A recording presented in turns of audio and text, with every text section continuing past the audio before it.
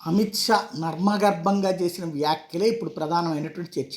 ఏంటంటే కొన్ని రోజుల్లో అన్ని నిర్ణయం అయిపోతాయి. ఏపీలో పొత్తుల గురించి కేంద్ర హోంమంత్రి చేసిన వ్యాఖ్యలు అమిత్ షా గ్లోబల్ సమ్మిట్లో భాగంగా నిన్ననే మాట్లాడుకున్నాం. చంద్రబాబు మిమ్మల్ని గెలిచారు, తర్వాత జగన్ కూడా వచ్చారు, ఆంధ్రాలోనూ ఎన్డీఏ విస్తరిస్తుందా అన్న ప్రశ్నకు బదిలిస్తూ మొత్తం ప్రభుత్వాన్ని ఈ వేదిక మీద నుంచే ఏర్పాటు చేయలేం, కొంత సమయం ఇవ్వండి, కొన్ని రోజుల్లో అన్నీ నిర్ణయం అయిపోతాయి అని అమిత్ షా చెప్పారు.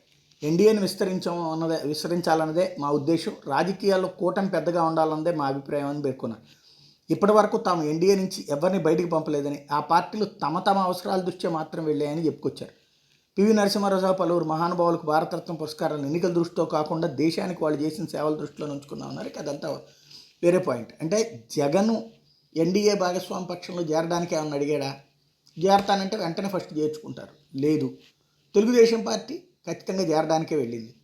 కాకపోతే ఇప్పుడు ఇద్దరూ కూడా ఎన్డీఏ భాగస్వామి పక్షంలో చేరడానికి వెళ్తే రేపొద్దున తెలుగుదేశంతో పొత్తు అయిపోయాక జగన్ని కాదన్నారని చెప్పేటటువంటి ఒక ఫీలింగ్ని క్రియేట్ చేయడం కోసం వార్తని ఆ విధంగా ట్విస్ట్ చేసుకొచ్చినాయి పత్రికలు.